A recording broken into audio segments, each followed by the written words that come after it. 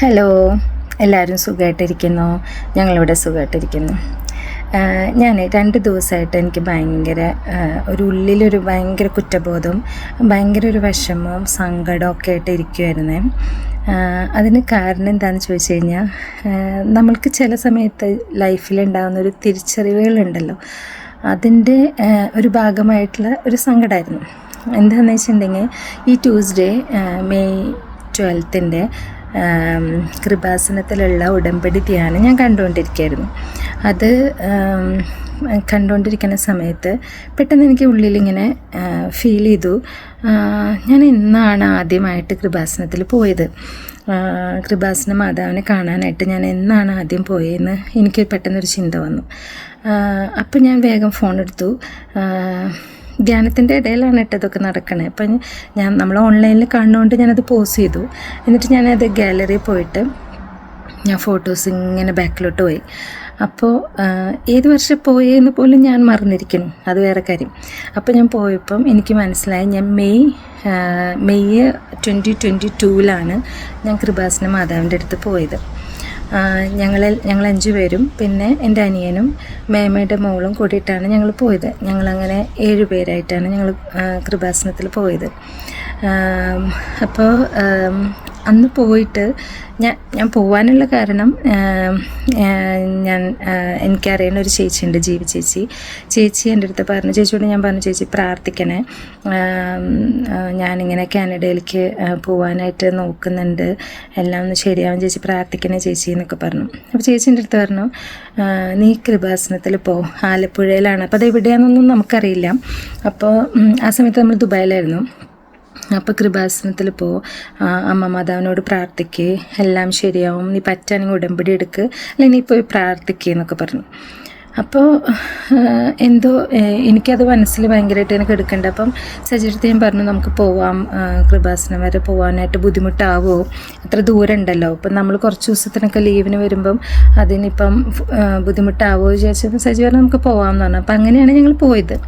അപ്പം അവിടെ ചെന്നപ്പം എനിക്ക് പ്രത്യേക ഒരു ഫീലൊക്കെ തോന്നിയായിരുന്നു. എന്ന് വെച്ച് കഴിഞ്ഞാൽ അതിപ്പോൾ ആർക്കും തോന്നും, അവിടെ പോകുന്ന ഏതൊരു റിലീജിയസ് പ്ലേസ് പോലെ നമുക്കവിടെ ചെന്ന് കഴിഞ്ഞ് കഴിഞ്ഞാൽ ഒരു ആത്മീയതയും ഒരു മനസ്സിന് കിട്ടുന്നൊരു ശാന്തതയും ഒരു സമാധാനവും എന്തൊക്കെയോ നമ്മൾ അതിലേക്ക് പിടിച്ച് വലിക്കുന്ന പോലെ നമുക്ക് ഫീൽ ചെയ്യും. അവിടെ ചെന്ന് പ്രാർത്ഥിച്ചു. അത് കഴിഞ്ഞ് ഞങ്ങൾ ഉടമ്പടി എടുക്കണേൻ്റെ അവിടെ കൗണ്ടറിലൊക്കെ പോയപ്പോൾ ഭയങ്കര തിരക്കായിരുന്നു. എന്താണെന്നൊന്നും മനസ്സിലാവണമില്ല, പെട്ടെന്ന് നമുക്കങ്ങനെ പറയുമ്പോൾ ഒന്നും മനസ്സിലാവില്ല എന്നാണ് എനിക്കും തോന്നുന്നത്.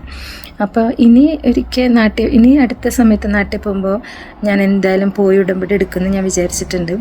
പക്ഷേ അന്ന് പോയിട്ട് ഞാൻ എന്നിട്ട് മാതാവിൻ്റെ രൂപവും കൃപാസനത്തിലെ ഉപ്പും തേനും പിന്നെ ഒരു പ്രാർത്ഥന ബുക്കും കൊന്തയും ഇതാണ് എൻ്റെ കയ്യിൽ ഞാൻ ആകെ വാങ്ങിച്ചിട്ട് വന്നത്. അപ്പം അത് വാങ്ങിച്ചിട്ട് ഞങ്ങൾ തിരിച്ചു വന്നു. അതാണ് അന്ന് സംഭവിച്ചത്. പിന്നെ ഞങ്ങൾക്ക് ഉടമ്പടിയൊന്നും എടുക്കാൻ പറ്റിയില്ല. അപ്പം ഞങ്ങൾ മാതാവിൻ്റെ മുൻപിൽ മെഴുകുതിരി കത്തിച്ച് പ്രാർത്ഥിച്ച് എല്ലാം നന്നാവണേ എന്ന് മാത്രം ഞാൻ പ്രാർത്ഥിച്ചു. പ്രത്യേകിച്ചൊന്നും എടുത്തൊന്നും എനിക്ക് പ്രാർത്ഥിക്കാനൊന്നും ഉണ്ടായില്ല. മാതാവെ കാത്തുകൊള്ളണേ, അത്രമാത്രം ഞാൻ പ്രാർത്ഥിച്ചിട്ടുള്ളൂ. എന്നിട്ട് ഞാൻ തിരിച്ചു വന്നു. അതാണ് എൻ്റെ മെമ്മറി കൃപാസനത്തിൽ ഞാൻ പോയതിൻ്റെ. പക്ഷേ അത് കഴിഞ്ഞിട്ട് ഞാൻ എൻ്റെ ഇമെയിലിലോട്ട് പോയി. ഓക്കെ, എന്നാണ് എനിക്ക് ആ റെസ്പോണ്ടൊക്കെ തിരിച്ച് കിട്ടിയത് PR-ൻ്റെ കാര്യങ്ങൾക്കെന്ന്. സത്യം പറഞ്ഞാൽ വിശ്വസിക്കില്ല, ഞാൻ കൃപാസനത്തിൽ പോയതിൻ്റെ പിറ്റേ ദിവസമാണ് എനിക്ക് ബ്രിട്ടീഷ് കൊളംബിയയിൽ നിന്ന് RNIP പ്രോഗ്രാം ത്രൂ ആണ് ഞാൻ വന്നത്. ഞങ്ങൾ ഹോൾ ഫാമിലി ദുബായിൽ നിന്ന് ഇങ്ങോട്ട് മൈഗ്രേറ്റ് ചെയ്ത് വന്നത് PR കിട്ടിയിട്ട്. അപ്പോൾ ഒരു കമ്മ്യൂണിറ്റി ഇൻ്റർവ്യൂ വേണം. ആ കമ്മ്യൂണിറ്റി ഇൻ്റർവ്യൂവിൻ്റെ ഡേറ്റ് മെൻഷൻ ചെയ്തിട്ടുള്ള മെയിൽ എനിക്ക് വന്നത് ഞാൻ കൃപാസനത്തിൽ പോയതിൻ്റെ പിറ്റേ ദിവസമാണ്. അതും കൂടി ഇതൊക്കെ ഞാൻ ഈ ധ്യാനം പോസ് ചെയ്ത് വെച്ചിട്ടാണ് ഞാൻ ഇതൊക്കെ നോക്കുന്നത് കേട്ടോ. അപ്പോൾ എനിക്ക് ഭയങ്കരമായിട്ട് എന്താ അറിയില്ല, എനിക്ക് അങ്ങോട്ട് സങ്കടം വന്നു. മാതാവ് ഇത്രയ്ക്ക് ഞാൻ അവിടെ പോയി ഒന്ന് മെഴുകുതിരി കത്തിച്ച് ഞങ്ങളെല്ലാവരും പ്രാർത്ഥിച്ച് വന്നപ്പോഴേക്കും ഇത്രയും കാര്യങ്ങൾ എനിക്ക് ചെയ്ത് തന്നു എന്നുള്ളത് എനിക്ക് മനസ്സിലാവാൻ 3 വർഷം എടുത്തു. അപ്പം എനിക്ക് ഭയങ്കര ഒരു ഇതില്ലേ, നമ്മളെ സ്നേഹിക്കുന്ന, നമ്മൾക്ക് വേണ്ടി നമ്മളെ കരുതുകയും ചെയ്യുന്ന ഒരു വ്യക്തിക്ക് ഒരു കാര്യങ്ങൾ നമുക്ക് ചെയ്തു തരുമ്പോൾ അത് നമ്മൾ ഇഗ്നോർ ചെയ്തു എന്നുള്ളൊരു ഫീലൊക്കെ വന്നിട്ട് എനിക്ക് എന്താണെന്നറിയില്ല. ധ്യാനം പിന്നെ ഫുള്ള് ഞാൻ കേട്ടത് ഞാൻ കരഞ്ഞിട്ടാണ്. സജിക്കൊന്ന് ഓഫായതുകൊണ്ട് സജീവ് എൻ്റെ അടുത്തുണ്ടായിരുന്നു. അപ്പം ഞാൻ സജിയുടെ അടുത്ത് കരഞ്ഞുകൊണ്ട് പറയായിരുന്നു, എന്നാലും അങ്ങനെ സംഭവിച്ചില്ലേ, ഞാനിങ്ങനെ മറന്നുപോയില്ലേ മാതാവിനെ. അപ്പോൾ പറഞ്ഞു, നീ എന്തിനാ അങ്ങനെയൊക്കെ ചിന്തിക്കണേ, അങ്ങനെ ചിന്തിക്കേണ്ട ആവശ്യമില്ലല്ലോ. ഇപ്പം നിനക്കത് ഉള്ളിൽ തോന്നിയല്ലോ, നമ്മൾ പൂജാമുറിയിൽ മാതാവിൻ്റെ ഫോട്ടോ വെച്ചിട്ടുണ്ട്, നമ്മളെപ്പോഴും പ്രാർത്ഥിക്കുന്നതാണ്. അപ്പം അത്രയൊക്കെ അത് മാതാവിന് മനസ്സിലാവും, നീ വിഷമിക്കേണ്ടെന്ന് പറഞ്ഞു. പക്ഷേ ഇതിനൊക്കെ രസം ഞങ്ങളുടെ PR പ്രോസസ്സിങ് എനിക്ക് മെയിലെ ഇൻ്റർവ്യൂവിൻ്റെ മെയിൽ വന്നിട്ട് ജൂണിലായിരുന്നു എനിക്ക് ഇൻ്റർവ്യൂ.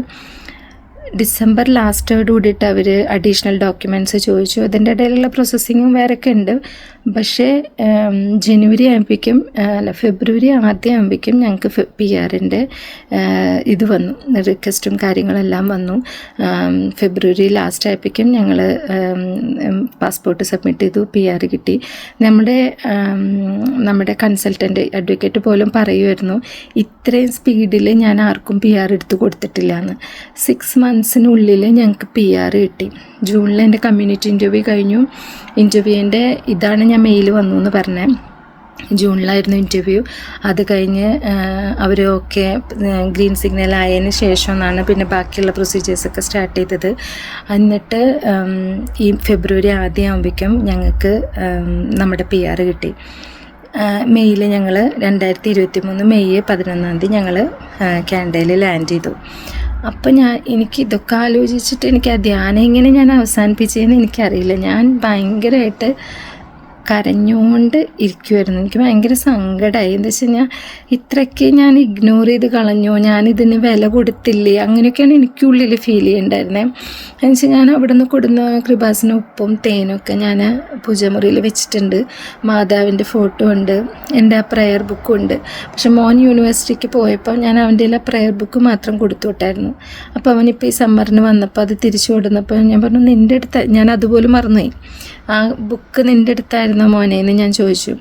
അപ്പം എനിക്കിത് കണ്ടപ്പോൾ എനിക്ക് എന്താ നമ്മൾ പറയാം, നമ്മൾ പോലും വിചാരിക്കാതെ മാതാവ് നമ്മുടെ കൂടെ ഇത്രയും നടത്തി നമ്മുടെ കൂടെ തരുന്നുണ്ടെങ്കിൽ നിങ്ങളെല്ലാവരും നന്നായി പ്രാർത്ഥിക്കണം കേട്ടോ. എന്താണെന്ന് വെച്ചിട്ടുണ്ടെങ്കിൽ നമ്മൾ വിചാരിക്കുന്ന കാര്യങ്ങളൊന്നും കാണാതെയും അത് എവിടെയും എന്താ പറയുക, എനിക്ക് എന്താ പറയുക, നമുക്കൊരു കരുതൽ എപ്പോഴും ഉണ്ടാവും. അല്ലാതെ ഞാൻ അവിടെ നിന്ന് പോയി പ്രാർത്ഥിച്ച് മെഴുതി കത്തിച്ച് കാത്തുകൊള്ളണേ മാതാവേ എന്ന് പ്രാർത്ഥിച്ചിട്ട് ഞാൻ തിരിച്ചു വന്ന് എനിക്ക് ഇത്രയും ചെയ്യാമെന്ന് വെച്ചിട്ടുണ്ടെങ്കിൽ എനിക്ക് ഭയങ്കര എനിക്ക് പറഞ്ഞറിയിക്കാൻ പറ്റാത്ത ഫുൾഫിൽനെസ്സിലാണ് ഞാൻ ഇരിക്കുന്നത് ഇപ്പം. എന്താ വെച്ച് കഴിഞ്ഞാൽ ഇനി ഒരിക്കലും ഞാൻ അമ്മേനെ മറന്ന് ജീവിക്കില്ല, മാതാവിനെ മറന്ന് ഞാൻ ജീവിക്കില്ല, എൻ്റെ അമ്മയാണ് എന്നുള്ളൊരു വിശ്വാസം എനിക്ക് കൂടുതൽ ഉറപ്പിച്ച് തരുന്നത്. ഞാൻ ധ്യാനത്തിൽ ഇങ്ങനെ അച്ഛൻ പറഞ്ഞു കേട്ടിട്ടുണ്ട്, പരിശുദ്ധാത്മാവ് നമുക്ക് വെളിപ്പെടുത്തലുകളും കാര്യങ്ങളൊന്നും ചിലപ്പോൾ നമുക്ക് ഫിസിക്കലി കണ്ട് അത്ഭുതം പറ്റിയില്ലെങ്കിലും പരിശുദ്ധാത്മാവ് നമ്മുടെ ഉള്ളിൽ തോന്നിപ്പിക്കും. അപ്പം അങ്ങനെ തോന്നിപ്പിക്കുന്ന ഓരോ കാര്യങ്ങൾ ഇപ്പം ഞാൻ പ്രാർത്ഥിക്കാൻ തുടങ്ങിയപ്പം കൂടുതലാണ്. അപ്പം ഞാൻ മനസ്സിൽ വിചാരിച്ചു, അല്ലെങ്കിൽ ഈ 3 വർഷം മുൻപ് നടന്ന സംഭവം ഞാൻ പുകഞ്ഞു പോകത്തില്ലല്ലോ. അപ്പം മാതാവ് പരിശുദ്ധാത്മാവ് ഉള്ളിൽ നിന്ന് തോന്നിപ്പിച്ചിട്ട് ഞാൻ പോയി ഡേറ്റൊക്കെ നോക്കി. അപ്പോഴാണ് എനിക്ക് എന്താ പറയുക നമ്മൾ ആ ഒരു അണ്ടർസ്റ്റാൻഡിങ്ങും ആ ഒരു വിഷമവും കൂടുതലായി പോയത്.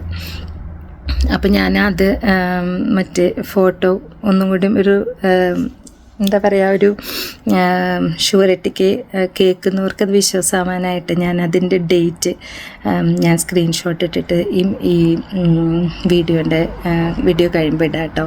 അപ്പോൾ എല്ലാവരും മാതാവിനോട് നന്നായി മുട്ടിപ്പായി പ്രാർത്ഥിക്കണം. എല്ലാവർക്കും എല്ലാ കാര്യങ്ങളും മാതാവ് നടത്തി തരും.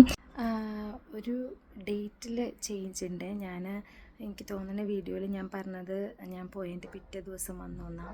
പക്ഷെ ഞാൻ പോയതിൻ്റെ അന്നത്തെ ദിവസം തന്നെയാണ് എനിക്ക് RNAPയുടെ ഇൻ്റർവ്യൂ റിക്വസ്റ്റ് വന്നിട്ടുള്ളത്. ഞാനിതിൽ ആഡ് ചെയ്തിട്ടുണ്ട്, അപ്പോൾ കാണാൻ പറ്റും. അപ്പോൾ ഞാൻ സോ ഗ്രേറ്റ്ഫുൾ ടു അമ്മ. എനിക്കറിയില്ല എന്താ പറയണ്ടതെന്ന്. ഈ ആഴ്ച എന്തോ എനിക്ക് ഭയങ്കര സന്തോഷവും സമാധാനമൊക്കെ തോന്നി. നമ്മൾ ഒറ്റയ്ക്കല്ല എന്നുള്ളൊരു ഫീലുണ്ടല്ലോ, അത് വല്ലാത്തൊരു ഫീലാണ്. അപ്പം അങ്ങനെ. അപ്പോൾ താങ്ക് യു. കൃപാസന പ്രസാദവര മാതാവേ, ഞങ്ങൾക്ക് വേണ്ടി അപേക്ഷിക്കണമേ. ആമേൻ. ഈ ഫോട്ടോയിൽ കാണുന്ന ദിവസമാട്ടോ ഞങ്ങൾ കൃപാസനത്തിൽ പോയത്. പക്ഷെ അന്നേ ദിവസം തന്നെയാണ് എനിക്ക് RNAPയുടെ ഇൻ്റർവ്യൂ വന്നതും.